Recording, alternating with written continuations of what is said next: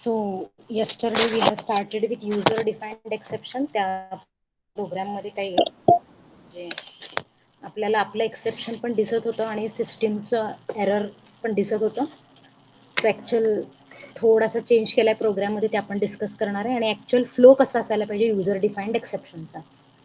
Okay, so we will start again with the user defined exception.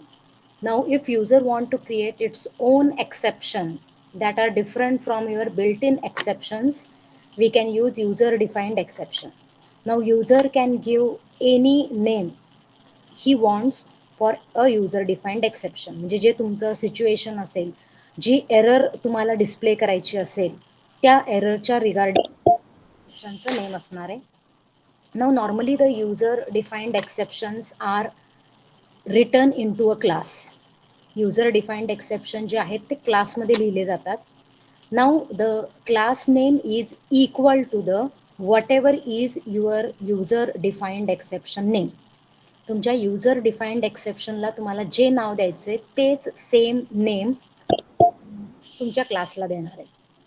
Now normally in class either we can write a print statement for an error message, or we can write a constructor, but most probably the class of a exception is kept as empty.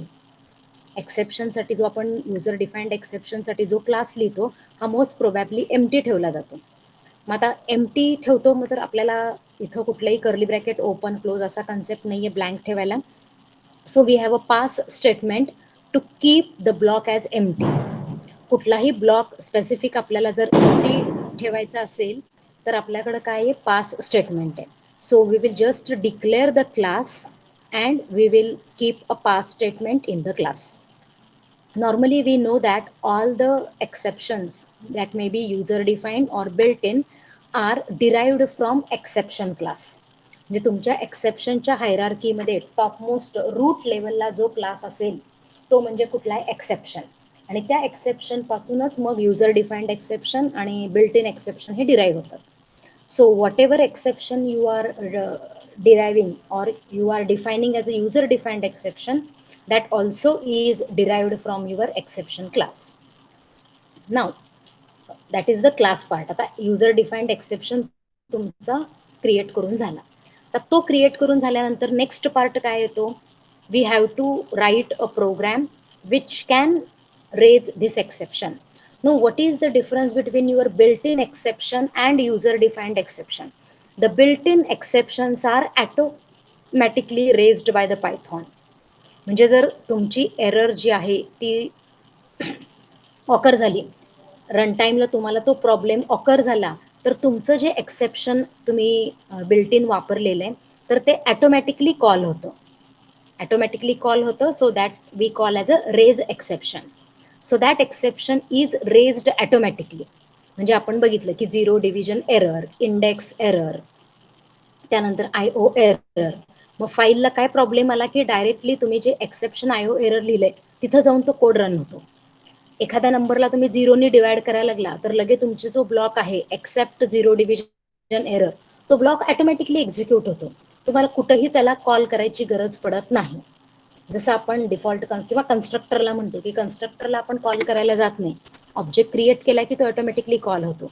तसं built in exception जे आहेत हे automatically execute होतात किंवा raise होतात when that condition occur, किंवा ती error आली की तो एक्सेप्शन जो आहे बिल्ट इन तो डिरेक्टली एक्झिक्यूट होतो.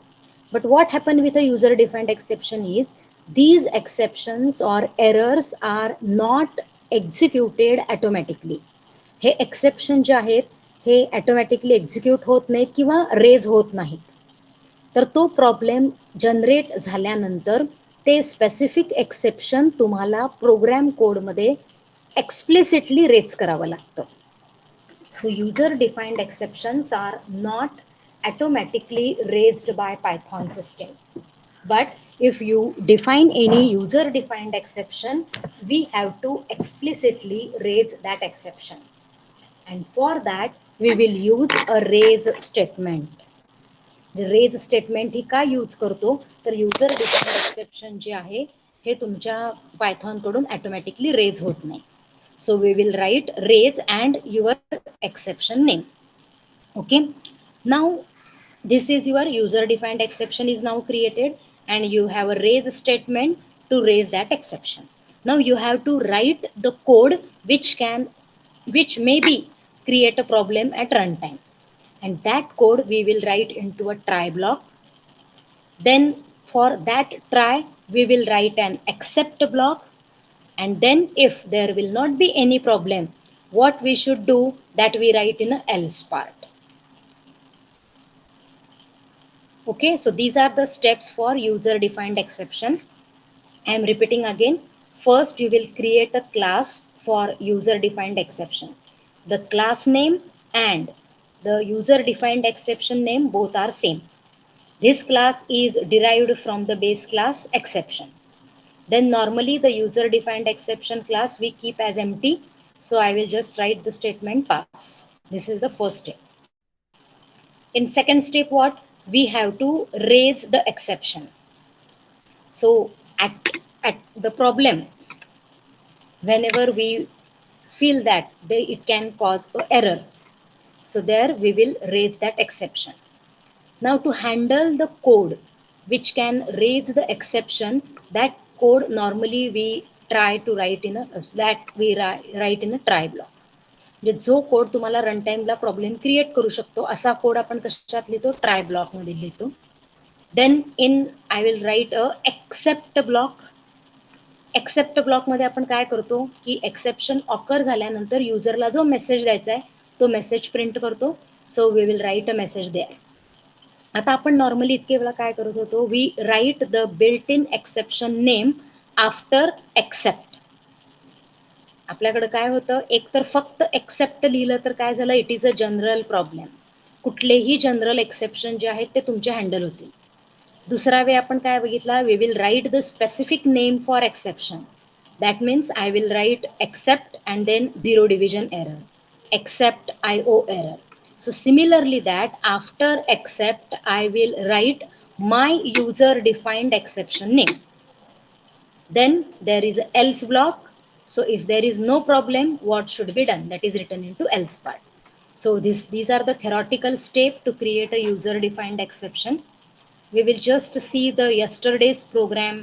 I have revised it. So password correct आहे का रॉंग आहे, जर पासवर्ड रॉंग झाला तर आपल्याला एक्सेप्शन रेज करायचं आहे. So I have declared a class invalid password. So class invalid password. Now this should be derived from exception. So ब्रॅकेटमध्ये मी लिहिलं exception. We keep the class as empty. So I write the statement pass. ठीक आहे. त्यानंतर मी काय केलं, main program section चालू केला. हा तुमचा कुठला सेक्शन आला, so this is the class section, and now here it will start your main program section. आता मेन प्रोग्राम सेक्शन मध्ये मी काय केलं बघा, आपल्याला पासवर्ड चेक करायचं आहे. पहिल्यांदा मी काय केलं, PW मध्ये पासवर्ड इनपुट करून घेतला. So PW equal to input enter password. After that I have to check whether the password is correct or not. And if password is wrong, it may generate a problem. So that means it is a code that we should enclose in a try block. So I have written here try colon, then the condition, if password not equal to XYZ. That means the standard password is XYZ, and if you enter anything other than XYZ, it will create an exception. मग आता हा exception automatically तर येणार नाही, आपल्याला तो raise करावा लागेल. म्हणून मी स्टेटमेंट लिहिली raise invalid password. Raise invalid password. त्याच्यानंतर हा झाला ट्राय ब्लॉक. आता ट्रायच्या पॅरलली कुठला येणार, एक्सेप्ट ब्लॉक. सो एक्सेप्ट आणि त्याच्यानंतरनं मग तुमच्या एक्सेप्शनचं नाव, हे काल इथं चुकत होतं आपलं. So except and after that you have to write the user defined exception name. तुम्हाला जो एक्सेप्शन एक्झिक्यूट करायचं आहे त्याचं नाव आलं, इनव्हॅलिड पासवर्ड. त्यानंतर तिथं प्रिंट स्टेटमेंट आली. युजरला काय मेसेज द्यायचा आहे, युजरला मेसेज दिला invalid password error. So this is a message given to the user. आता तिसरा पॅरलल ब्लॉक कुठला आला, एल्स. जर पासवर्ड करेक्ट असेल तर काय करायचं, एरर आली नाही तर काय करायचं, else print log in successful. So this is the correct format to define a user defined exception. काल थोडा प्रॉब्लेम आला होता, म्हणजे आपल्याला आपलं एक्सेप्शन पण दिसत होतं आणि सिस्टीमचं एरर दोन्ही कंबाईन होऊन दिसत होतं. आज मी त्याला मॉडिफाय केले, त्यामुळे आपल्याला फक्त आपलं युजर डिफाईन्ड एक्सेप्शन जे असेल तोच मेसेज स्क्रीनवर दिसेल. So we will run this program. Enter password. So first I will enter the correct password, XYZ, login successful, so there is no problem. Now we will try for wrong password.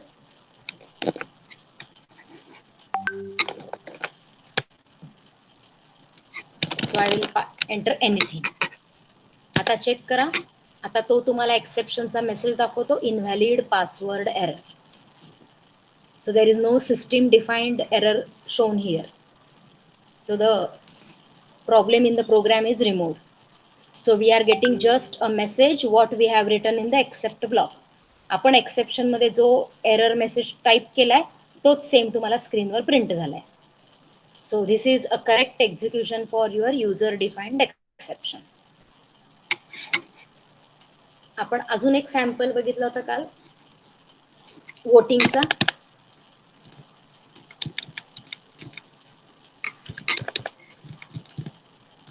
वोटिंगला काय केलं होतं आपण, if your age is less than 18 you are not eligible for voting, असं आपलं program होता. So for that again the step 1 आपल्याला class define करायचा आहे.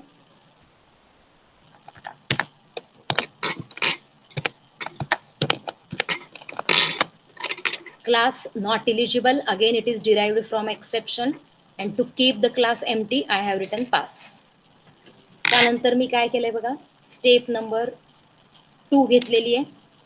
त्या स्टेप नंबर 2 मध्ये आपण काय करतो, आपला जो कोड असेल की जो प्रॉब्लेम क्रिएट करू शकतो त्या कोडला आपण काय करतो, ट्राय ब्लॉक मध्ये लिहितो. आता इथं मी काय केलंय, instead of writing directly the main program section I have declared a function. म्हणजे सगळा कोड हा मेन प्रोग्राम सेक्शन मध्ये लिहायच्या ऐवजी आपण काय केलंय, युजर डिफाईन्ड फंक्शन क्रिएट केले आणि त्या फंक्शन मध्ये आपण एक्सेप्शनला हँडल केलंय.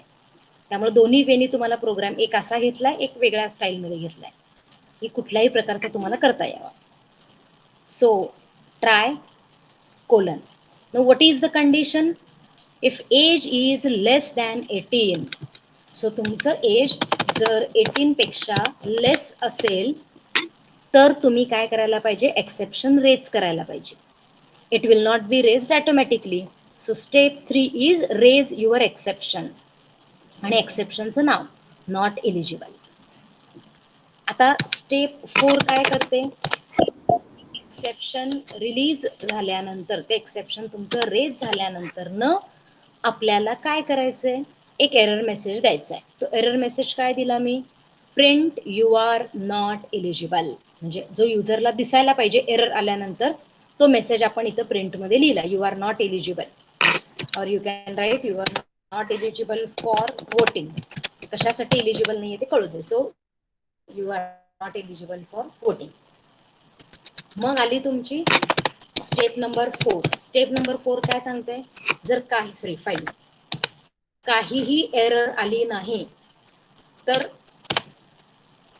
सक्सेसफुल प्रोसिजर काय असेल, तर सक्सेसफुल प्रोसिजर मध्ये आपण स्टेटमेंट काय लिहिली, your age is greater than or equal to 18 so you are eligible for voting. म्हणजे तुम्ही जर 18 पेक्षा जास्त एज दिलं तर तुम्हाला स्क्रीनवर मेसेज मिळेल, you are eligible. Now this is your main program section area. आणि या मेन प्रोग्राम सेक्शन एरियामध्ये तुम्ही पहिला इनपुट एंटर करून घेतलं, एंटर युअर एज. त्याला टाईप कास्टिंग वापरलं आपण, कारण इनपुट फंक्शन काय करतं, it return always the input in a string format. So string is converted to integer by using INT type casting. Then I have called the user defined function check age. म्हणजे execution चालू होताना कुठून चालू होणार, या statement पासून चालू होणार. पहिला तो तुम्हाला एज विचारेल, then it will go for calling this function. मग या फंक्शन मध्ये जाईल, इथं आल्यानंतर तो काय करेल, ट्राय ब्लॉक मध्ये जाईल, एज चेक करेल. जर तुमचं एज 18 पेक्षा लेस आलं तर रेज नॉट एलिजिबल होईल आणि डायरेक्टली तुमचा कंट्रोल कुठे येईल, यामध्ये. आणि तुम्हाला आउटपुट काय मिळेल, you are not eligible for voting, आणि प्रोग्राम तुमचा टर्मिनेट होईल. ह्याच्या अपोजिट समजा जर मी एज दिलं 25, तर तुमचा कंट्रोल कुठं जाईल, ट्राय मध्ये. एज 18 पेक्षा लेस आहे का, 25 18 पेक्षा लेस आहे का, नो. त्यामुळे इफ कंडिशन काय होती, ट्रू होत नाही. इफ कंडिशन ट्रू झाली नसल्यामुळे हे रेज एक्सेप्शन स्टेटमेंट सुद्धा एक्झिक्यूट होत नाही. So it will directly jump to else part. मग एल्स पार्ट मध्ये जम्प केल्यावर तो काय मेसेज करेल, print you are eligible for voting, and after that your program gets terminated. So we will see. Enter your age. So first I will enter correct age. So you are eligible for voting, no problem. Now see, I have entered the age as 11. So it is showing that you are not eligible for voting. So this is the program for user defined exception.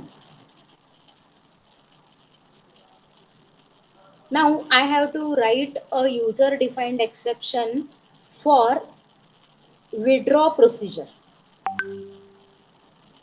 Can anyone tell me the program? I will type here. तुमच्या account मधून withdraw करायचं. If the balance goes below minimum balance, you have to raise an exception.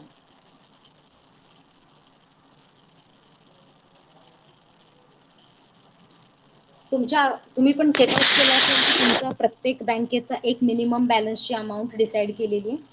त्या minimum balance पेक्षा जर तुमचा balance कमी होत असेल तर तेवढी अमाऊंट आपण विड्रॉ करू शकत नाही. So we cannot keep our account at 0. It will give an error. Same तसा प्रोग्राम आपल्याला इथं करायचा आहे. So we will consider that 2000 is a minimum balance. 2000 is minimum balance. So I will just copy paste the code, so typing will be less.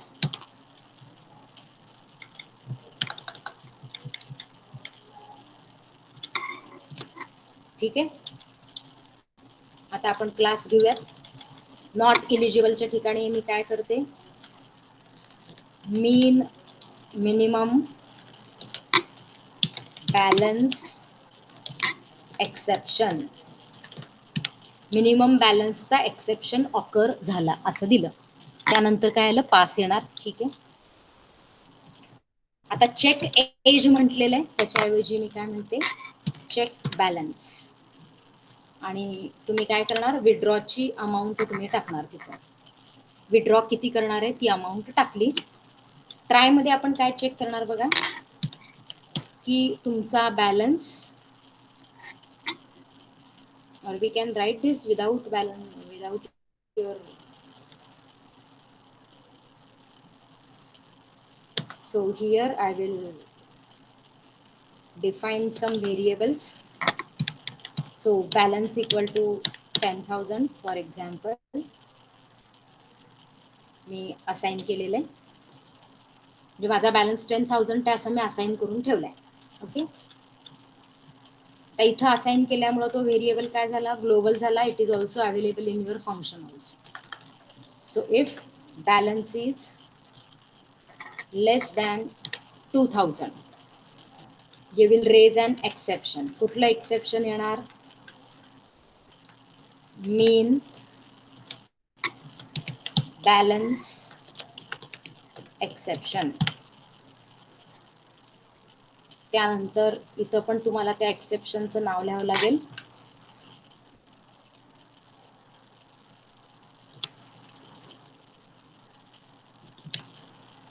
त्यानंतर इथं काय लिहिणार आपण,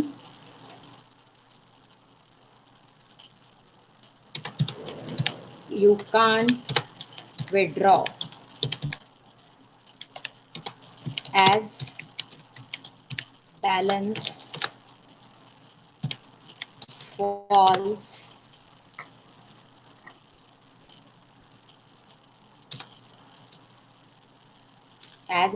falls below minimum balance असा युजरला मेसेज दिला. ठीक आहे. एल्स काय करणार तुम्ही? अमाऊंट विड्रॉ करणार. अमाऊंट जर विड्रॉ करायची असेल तर प्रोसिजर काय आहे? So it will be balance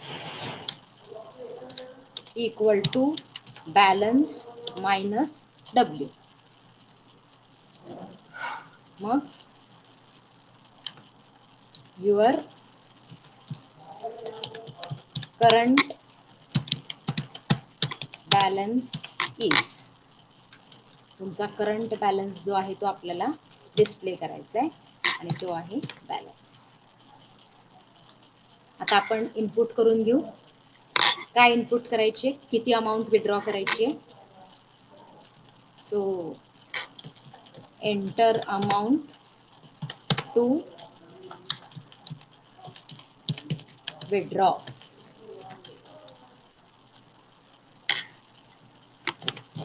आणि मग आपण काय केलं? या फंक्शनला कॉल केलं. I have passed the withdraw here. पाहिजे तर तुम्ही काय करू शकता? इथे एक प्रिंट मेसेज टाका, युजरला दाखवा युअर करंट बॅलन्स इज. तुमचा सध्याचा बॅलन्स त्याला तुम्ही डिस्प्ले करू शकता. मग तो डिसिजन घेईल की किती विड्रॉ करायचं. ओके.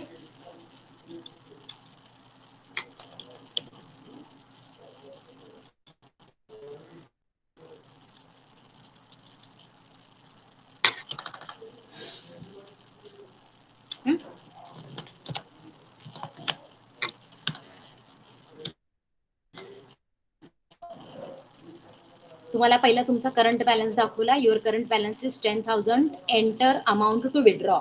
फॉर एक्झाम्पल मी टाकलं 3,000.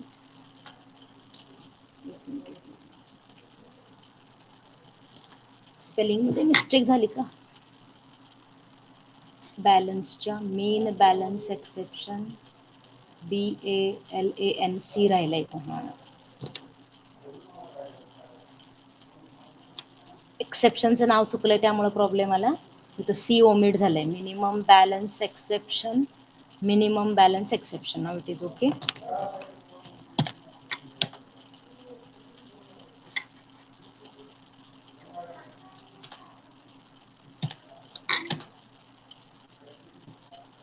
For example, 2,000. Enter amount to withdraw.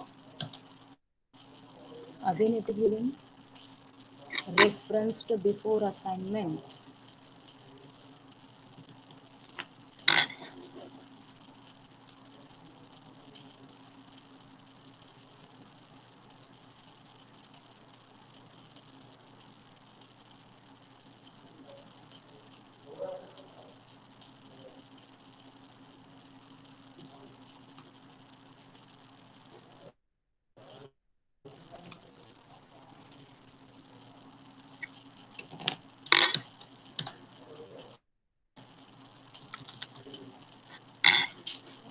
Why it is giving problem?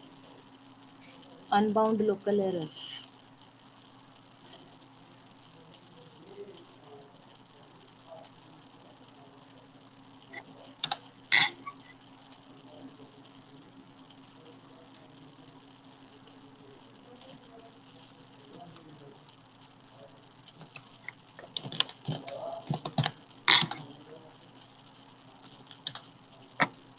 When giving unbound reference before assignment, check balance W.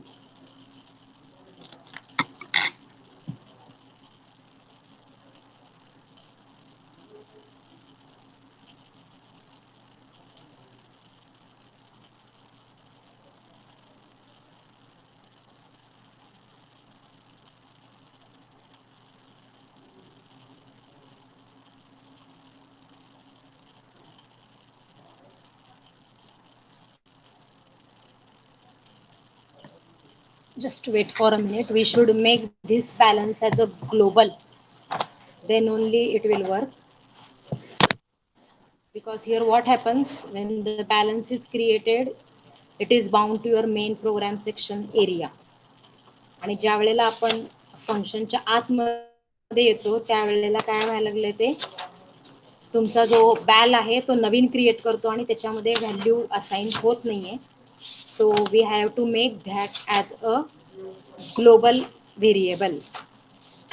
What is the way to make a variable as global? Yes, what we have to do? आपल्याला function मध्ये काय करावं लागेल सांगा. झालेलं आहे आपलं.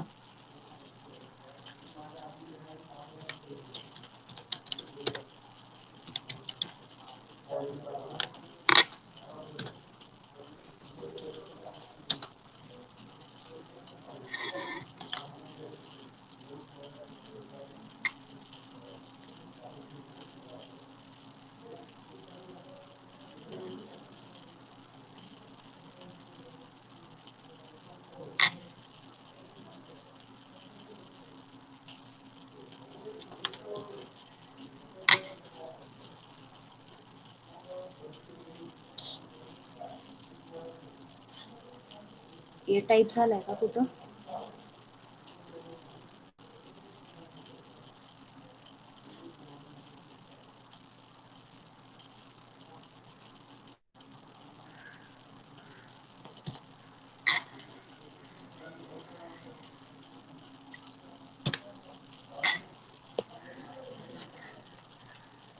Problem काय होत होता, हा बॅलन्स व्हेरिएबल आपला ग्लोबल आहे आणि मी त्याला काय केलं, डायरेक्टली जर फंक्शन मध्ये यूज केलं तर फंक्शन काय करतो आपल्याला माहितीये की त्या बॅलन्स नावाचा लोकल व्हेरिएबल क्रिएट करतो.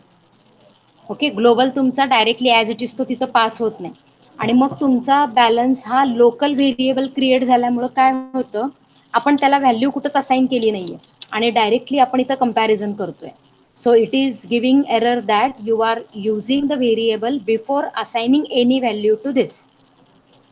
मग बाहेर जे आपण बॅलन्स डिक्लेअर केलाय तो ग्लोबल आहे आणि तोच बॅलन्स फंक्शननी यूज करायला पाहिजे. यासाठी आपल्याकडे कुठला कीवर्ड होता, ग्लोबल. आपण फंक्शनच्या वेळेला शिकलेलं आहे, त्याचा यूज मी फक्त इथं केला, ग्लोबल बॅलन्स. मग आता हा बॅलन्स जो असेल तो तुमचा ग्लोबल जो व्हेरिएबल आहे त्याच्याप्रमाणे वर्कआउट करेल.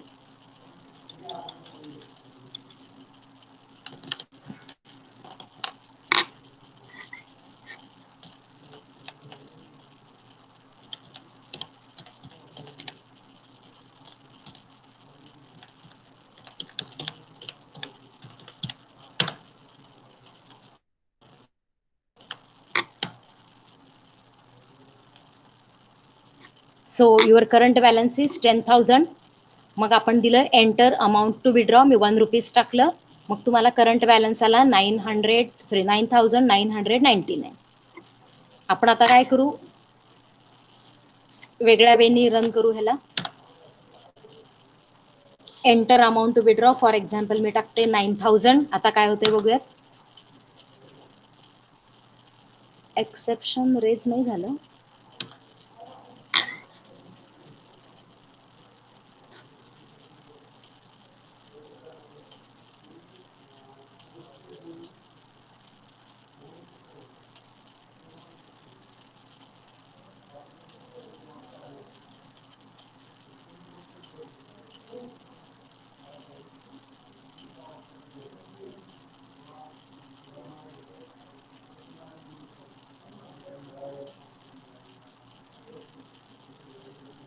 It is not taking the global value, so it is just withdrawing. If मध्ये जातच नाहीये ते.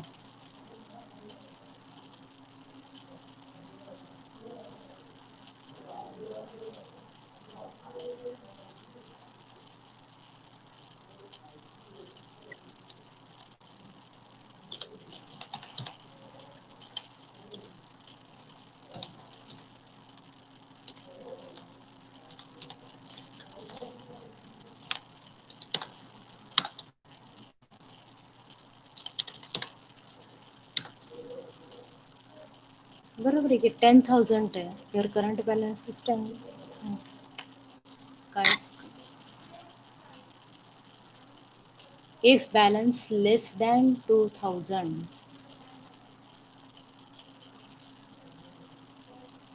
raise minimum balance exception, except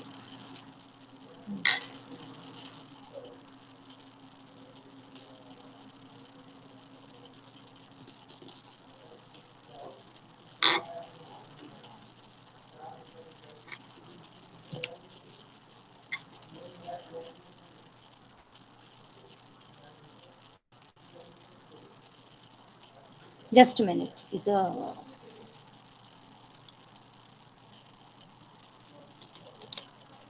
balance minus W केल्यानंतर येणारा बॅलन्स चेक करायला पाहिजे, बरोबर. विड्रॉ केल्यानंतर जो रिमेनिंग बॅलन्स आहे that should be less than 2000.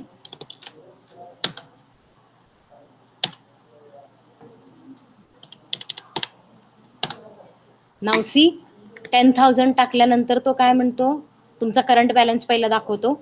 You can't withdraw as balance falls below minimum balance. म्हणजे तुम्ही ज्या वेळेला इफ मध्ये कम्पेअर करता, बॅलन्स नाही चेक करायला पाहिजे, तर विड्रॉ केल्यानंतरचा balance, so that means balance minus W. If it falls below 2000 it will raise an exception. Otherwise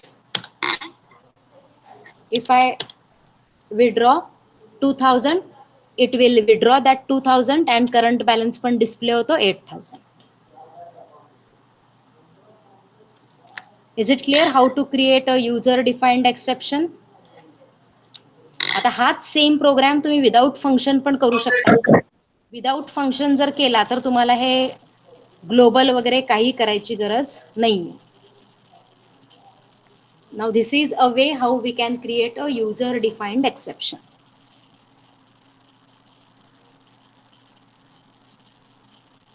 Is it clear?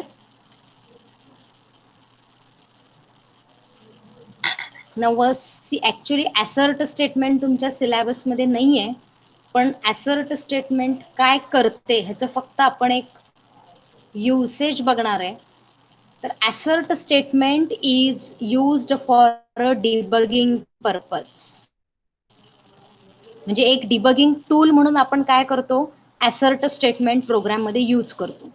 म्हणजे आपल्याला जर एखादं कंडिशन असेल आणि ती कंडिशन तुम्हाला ट्रू होते का फॉल्स होते हे चेक करायचं असेल तर काय करतो आपण, ॲसर्ट स्टेटमेंट यूज करतो. मग नॉर्मली आपण सी मध्ये वगैरे बघितलं, आपण F7 डिबग करतो. म्हणजे ॲक्च्युअल तुमचा प्रोग्रामचा फ्लो हा कुठं जातोय हे आपल्याला कळायचं असेल तर आपण ॲसर्ट स्टेटमेंट लिहितो. So if I write assert then x equal to hello, म्हणजे आपण एक कंपॅरिझन करतोय की एक्सची व्हॅल्यू हॅलो आहे का. सो असं असेल तर तुमचा नॉर्मल फ्लो होईल. पण जर ही कंडिशन फॉल्स होत असेल तर तुमचा एक्सेप्शन रेज होतो. So normally it is used for debugging purpose. म्हणजे आपण प्रोग्राम लिहितो वगैरे त्यासाठी किंवा प्रोग्राम एडिटिंगसाठी आपण ॲसर्ट स्टेटमेंट यूज करत नाही. Normally this statement is used for debugging purpose.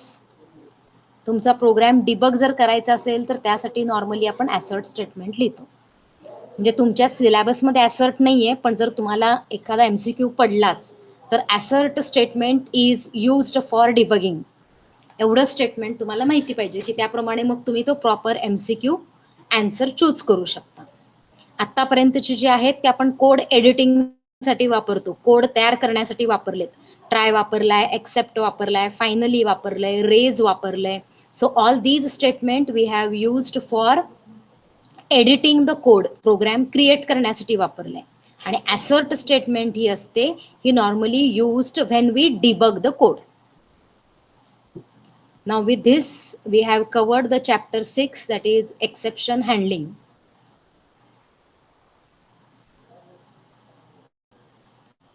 So formally today I can declare that your syllabus is over.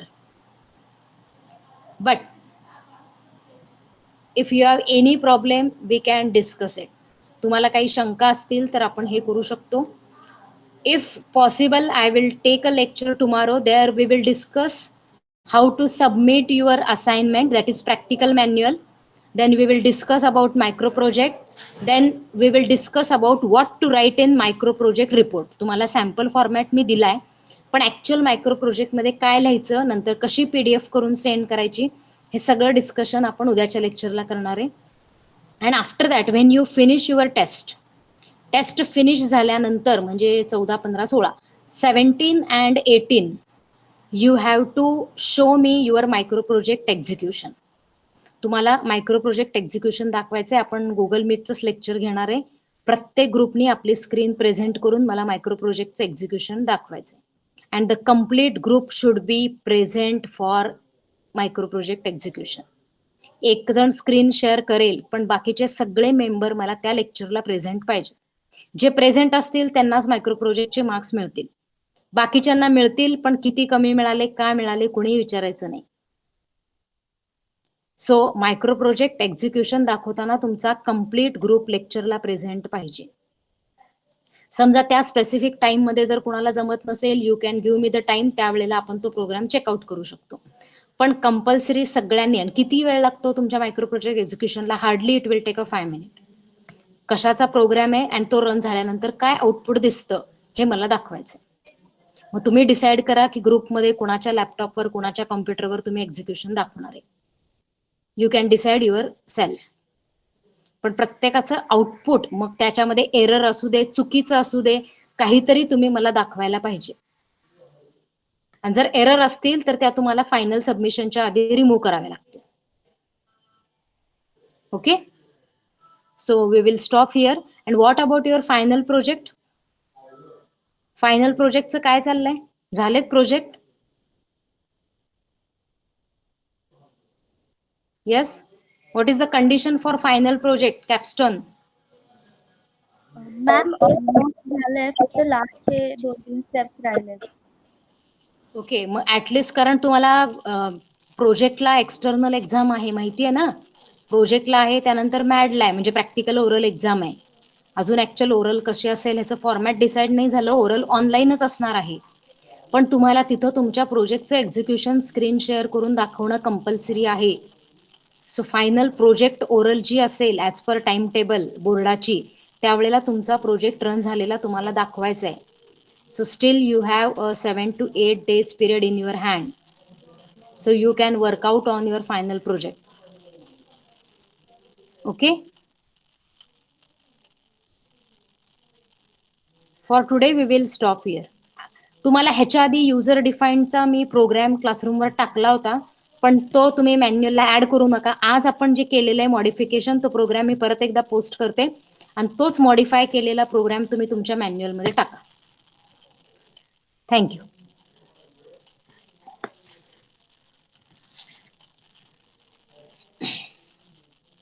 You can leave.